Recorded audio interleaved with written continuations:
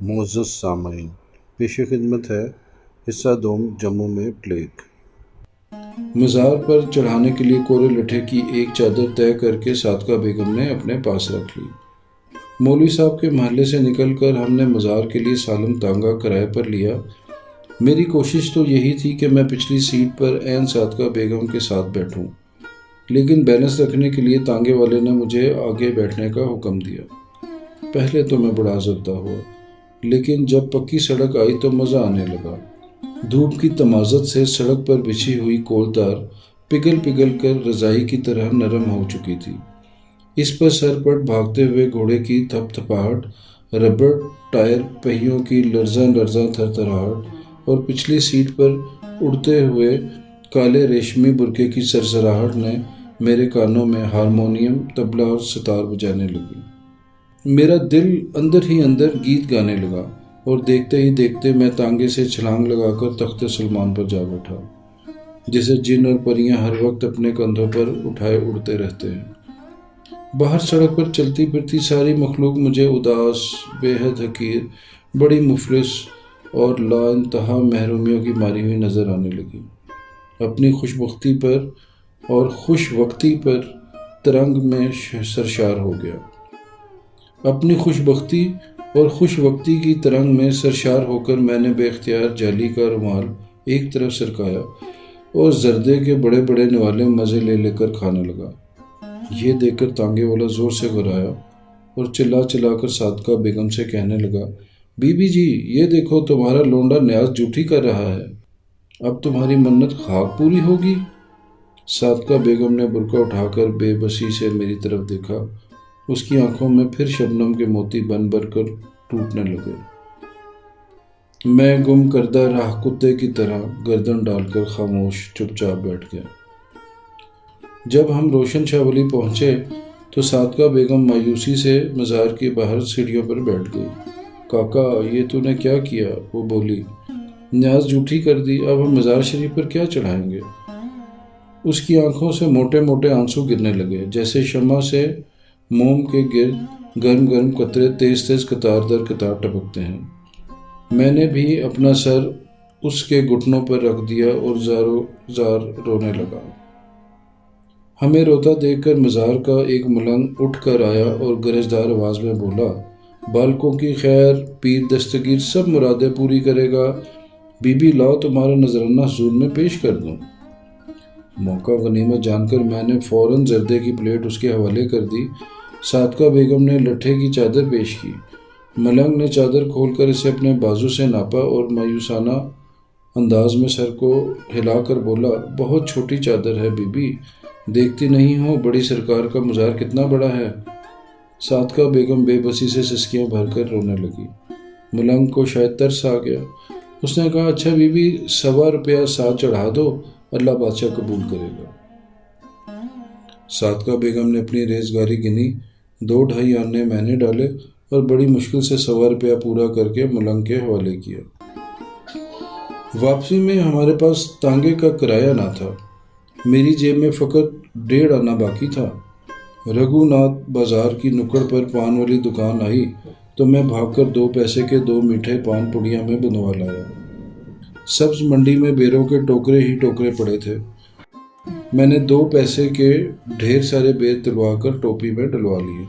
اب ہم بیر بھی کھاتے جاتے اور مزے مزے کی باتیں بھی کرتے جاتے تھے۔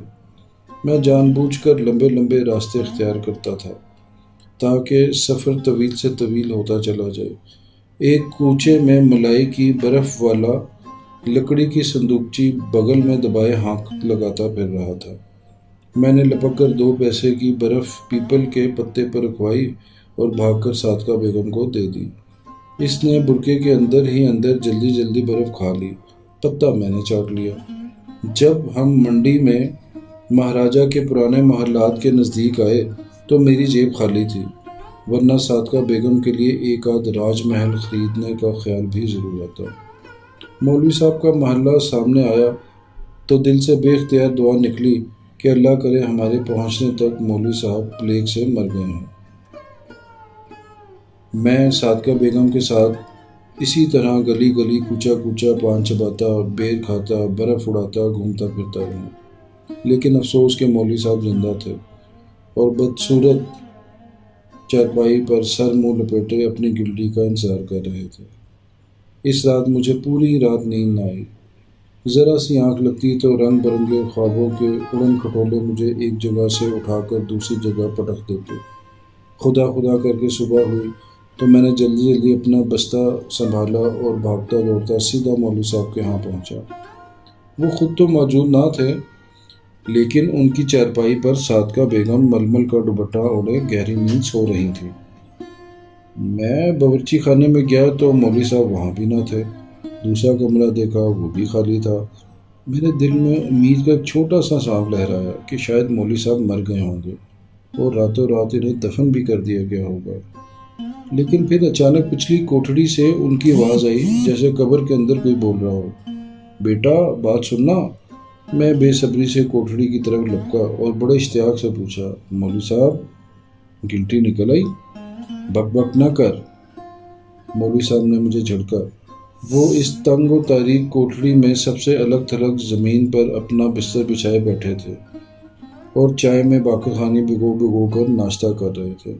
انہوں نے مجھے کوٹھڑی کے باہر ہی رہنے کی تلقین کی اور بھرائی آواز میں بتایا کہ صادقہ بیگم کو تیز بخار ہے، رات سے دائیں بغل میں تعاون کی گلٹی بھی نمودار ہو گئی ہیں۔ اس کے ماں باپ کو خبر پہنچا دی ہے، وہ بھی آتے ہی ہوں گے۔ بیٹا اس وقت تک تم بی بی کے پاس بیٹھو، ان کی خبر گیری کرو۔ مولوی صاحب نے میری طرف کچھ پیسے پھینک کر کہا، بازار سے برف لے آؤ، بی بی کے سر پر رکھو اور شربت بنا کر پلاؤ۔ گلاس باہر گلی کی نکڑ پر دھونا اور پلنگ کے پاس رکھنا، باورچی خانے میں دوسرے برتنوں کے ساتھ نہ ملا دینا۔ برف لا کر میں نے ایک ڈلی توڑی اور صابن کی طرح اسے صادقہ بیگم کے ماتھے پر ملنے لگا۔ برف کا ٹکڑا گرم گرم توے پہ رکھی ہوئی مکھن کی ٹکیا کی طرح پگھل گیا اور اس کا پانی چھوٹے چھوٹے پنالوں کی طرح اس کی آنکھوں اور کانوں اور گالوں پر بہنے لگا۔ چند لمحوں کے بعد صادقہ بیگم نے آنکھیں کھول کر مجھے حیرت سے گھورا اور پھر ہاتھ سے دھکیل کر مجھے اپنی چارپائی سے اٹھا دیا۔ ہائے ہائے کاکا، میرے پاس نہ بیٹھو، میرے تو پلیگ نکل آئی ہے، اللہ تمہیں حفاظت میں رکھے۔ میں نے جلدی جلدی اٹھ کر شربت بنایا، بہت سی برف کوٹ کر اس میں ڈالی۔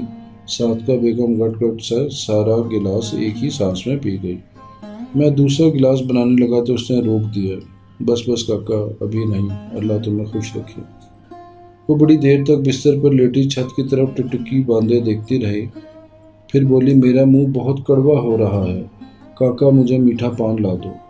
وہ مجھے دینے کے لیے جیب سے کچھ پیسے نکالنے لگی، لیکن میں سر پر پاؤں رکھ کر بھاگ کھڑا ہوا۔ رگھوناتھ بازار وہاں سے 2-2.5 میل دور تھا۔ میں بھاگم بھاگ اسی دکان پر پہنچا جہاں سے کل ہم نے میٹھے پان کھائے تھے۔ 4 پان خریدے اور اسی طرح ہاپتا واپس پہنچا تو صادقہ بیگم کے میکے والوں نے گھر پر چڑھائی کر رکھی تھی۔ 3-4 لوگ اس کی چارپائی کے گرد حصار باندھے بیٹھے تھے۔ 2 عورتیں باورچی خانے پر قابض تھیں۔ میں پانوں کی پڑیا صادقہ بیگم کو دینے لگا تو اس کے والد نے مجھے ڈانٹ دیا اور پڑیا میرے ہاتھ سے چھین لی۔ میں کچھ دیر عضوِ معطل کی طرح بیکار ادھر ادھر گھومتا رہا، پھر مولوی صاحب سے بات کرنے پچھلی کوٹھڑی کی طرف گیا۔ وہ سر سے پاؤں تک چادر لپیٹے بے حس و حرکت لیٹے ہوئے تھے۔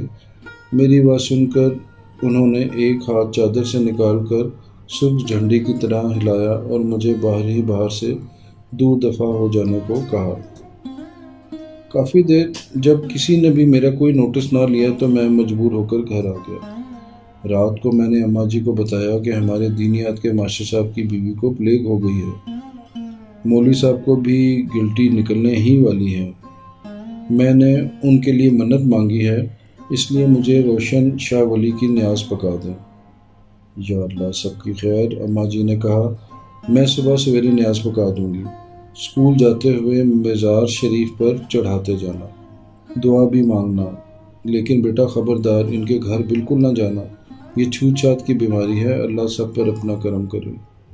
صبح صبح اماں جی نے کشمش، خوبانی کی گریاں اور ناریل ڈال کر گڑ کے چاول پکائے اور نیاز کے لیے مٹی کے ایک بڑے سے پیالے میں ڈال دیے۔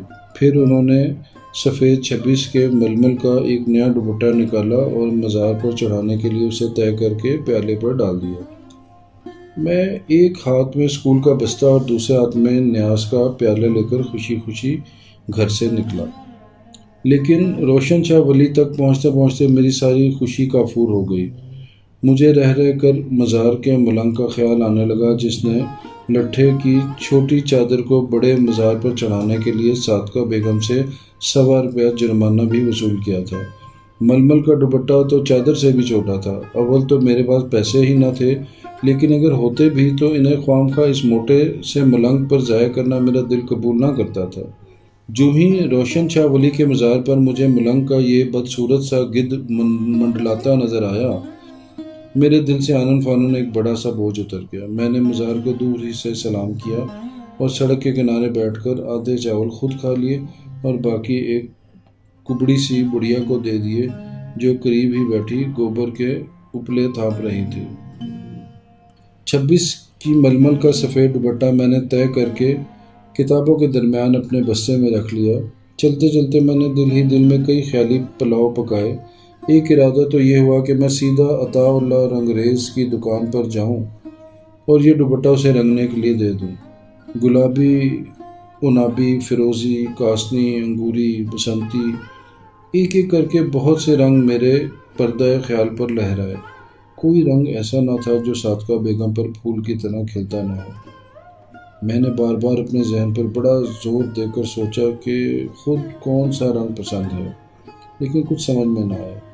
اس نے اپنی پسند ناپسند کا کبھی ذکر اذکار ہی نہ کیا تھا، لیکن جس طرح بھی ہو آج میں ضرور اس سے پوچھ کے رہوں گا کہ اس کا سب سے پسندیدہ رنگ کون سا ہے۔ اگر اس نے صاف صاف بتا دیا تو خیر، ورنہ دوسرا منصوبہ میں نے بنایا کہ میں یہ دوپٹہ دین محمد سے رنگوا لوں گا، جو چنریوں اور صافوں پہ رنگ برنگے لہریے ڈالنے میں سارے شہر میں بڑا مشہور ہے۔ اسکول کی استانیہ، کالج کے لڑکے جب اس کی کاریگری سروں پر سجا کر باہر نکلتے تو سڑکوں پر ہر طرف باہر ہی باہر آ جاتی تھی۔ دل ہی دل میں گوناگوں رنگوں، خوشبوؤں، خیالوں کے تانے بانے بنتا جب میں مولوی صاحب کے گھر پہنچا تو شیخ چلی کے انڈوں کی ٹوکری کھٹاک سے زمین پر گر گئی۔ اس کا بنا بنایا کنبہ برباد ہو گیا، اس کے سجے سجائے گھروندے مسمار ہو گئے، کیونکہ ڈیوڑھی میں صادقہ بیگم کا جنازہ تیار رکھا تھا اور 8-10 گدھ نما آدمی قبرستان چلنے کے لیے گلی میں منڈلا رہے تھے۔ میں گھبرا کر مولوی صاحب کی طرف بھاگا۔ وہ اپنی کوٹھری میں چادر اوڑھے بیٹھے تھے اور رو رو کر قرآن شریف پڑھ رہے تھے۔ مجھے اپنی طرف آتا دیکھ کر انہوں نے بائیں ہاتھ سے مجھے دھتکارا اور غصے سے چلائے، میری طرف منہ اٹھائے، کیوں چلے آ رہے ہو؟ جاؤ بی بی کے جنازے میں شرکت کرو۔ انہوں نے قمیض کے دامن سے آنسو پہنچے اور کڑک کر کہا، تمہیں نماز جنازے کی نیت اور ارکان یاد ہیں یا بھول گئے؟ کئی بار پڑھا چکا ہوں۔ ہاں ہاں یاد ہے، میں نے بھی بلند آواز سے کڑک کر جواب دیا، اور دبے لفظوں میں نماز جنازہ کی نیت، نماز جنازہ کے ارکان اور مولوی صاحب کی ماں بہن کو بڑی فوج گالیاں دی۔ یہ ہاں ہاں کیا ہوتا ہے؟ مولوی صاحب سانپ کی طرف پھنکارے۔ جی نہیں کہا جاتا سور کہیں کے؟ میں نے دل ہی دل میں انہیں چند اور گالیاں دی اور پھر زبان باہر نکال کر ان کا منہ چڑھایا۔ مولوی صاحب نے جھپٹ کر اپنا جوتا اٹھایا اور زور سے میری طرف پھینکا، لیکن نشانہ خطا گیا۔ گھر سے تو جنازے کے ساتھ 12 آدمی چلے تھے، لیکن قبرستان تک پہنچتے پہنچتے صرف 5-6 ہی باقی رہ گئے۔ قبرستان میں خوب چہل پہل تھی، گورکن بھی خوب مصروف تھے، 3-4 قبریں پاس پاس کھد رہی تھیں۔ انہوں نے بڑی پھرتی سے صادقہ بیگم کو لحد میں اتارا اور جلدی جلدی بیلچوں پر بیلچے چلا کر ان کے تن بدن پر بھوری بھوری مٹی کا اونچا سا انبار لگا دیا۔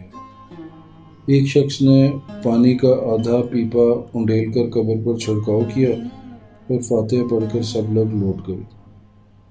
میں نے سوچا کہ اور کچھ نہیں تو 26 کی ململ کا دوپٹہ کم از کم صادقہ بیگم کے مزار پر ہی چڑھا دوں، لیکن دوسرے جنازے کے پاس کچھ لوگ کھڑے تھے، اس لیے میں چھینک گیا اور اپنا بستہ بغل میں دبا کر چپ چاپ واپس چلا آیا۔